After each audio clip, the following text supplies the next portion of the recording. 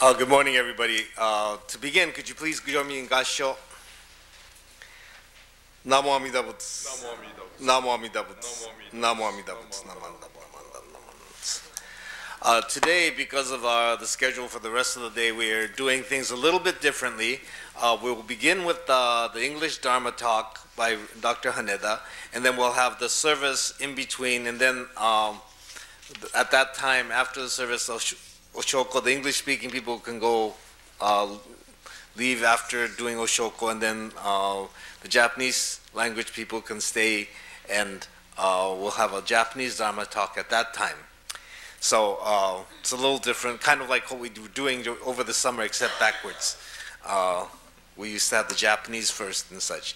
But today, for our Eitaikyo service, the Eitaikyo is the perpetual memorial service, or actually, it's trying to ensure that we keep the sutras available for everybody in perpetuity, to try to keep it going on. So, you know, like a lot of times with the Eitaikyo, they think of the donations right away, but then yes, the donations are there to help keep the teachings available. But it's also a time to reflect upon ourselves, what we've received from the Buddha Dharma, and how important it is to keep the Buddha Dharma going and available for all others as well. And for this service, we're very fortunate to have with us Dr. Nobuo Haneda as our guest speaker. Dr. Haneda is currently the head of the Maida Center in Berkeley. We're also very fortunate to have with him as his chauffeur, Mrs. Haneda, who is here to joining us this morning as well. But Dr. Haneda is really, you know, a very interesting individual with an interesting life. You know, a lot of things are kind of perplexing at times, you know, like, number one, anybody that's a Russian literature major in college is kind of different for me. And then after that, you know, he got into studying Buddhism, then came to the United States to study Buddhism. I mean, you know, from Japan to the United States. And, you know, Dr. Haneda is, you know, has a lot of varied interests. He was talking to us about gardening this morning. He also knows a lot about soba because he comes from an area of Japan that's famous for their soba.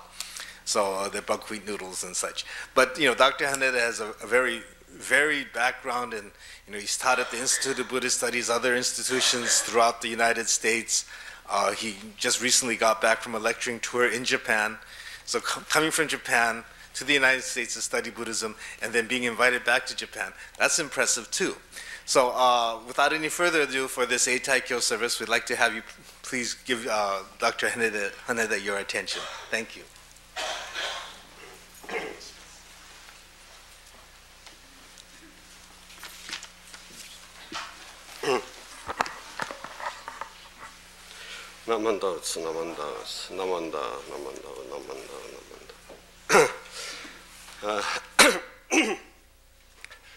Good morning, everyone. Sensei, thank you for introducing me. It's a tremendous honor for me to be invited here as a speaker for your Eitaikyo service. I've been to this temple many times, and first time I was invited here was like 25 years ago, and Reverend Tsumura was the Rinban at that time. And since then, you know, Rinban, Inoue, Rinban, Ohata, Reverend Ken, you know, invited me here. And I have so many friends here, and I have so many wonderful memories about this temple.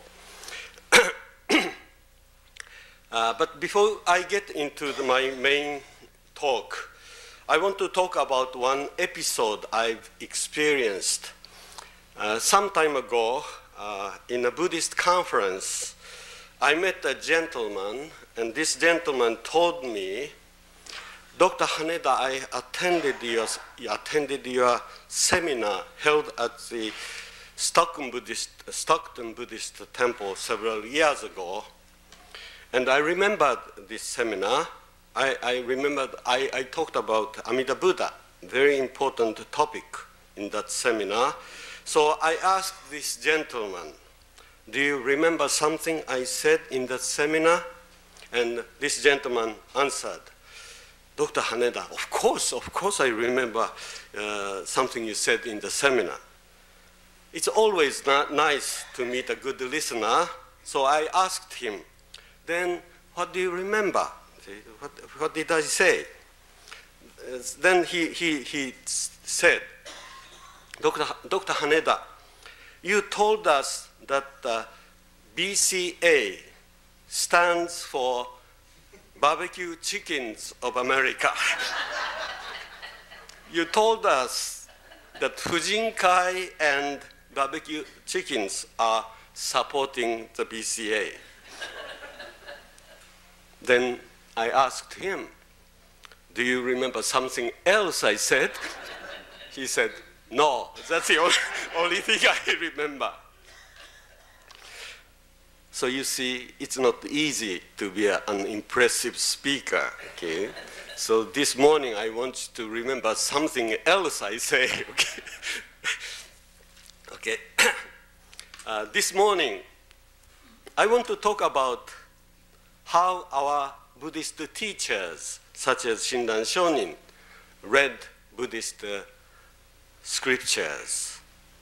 In our study of Buddhism, we often read Buddhist texts, and when we read Buddhist books, it's quite important to know that there are two ways of reading them. The first way is a general and objective way of reading, and the second way is a subjective and experiential way of reading.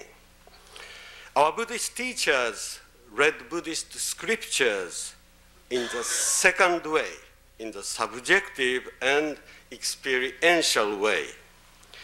I believe the second way is an authentic Buddhist way of reading text. So this morning, I want to say that we must learn from our teachers this authentic way of reading Buddhist texts. When we start to study Buddhism, we initially read text in the first way, in a general and objective way, and we try to get information and try to learn about ideas and concepts. In the initial stage, we do not read the texts for the sake of examining the self. But as we advance on the Buddhist path, we realize that Buddhism is nothing but self-examination. Then we start to read the texts for examining the self, for knowing the self. We start to read the text not only for gaining information, but also for understanding the self. Since our Buddhist teachers often read texts in their unique ways, in unorthodox ways, scholars have criticized them. The scholars said that our teachers were reading text in an arbitrary way. Were the scholars justified? Were the scholars justified in their criticism of our teachers? The answer is yes and no.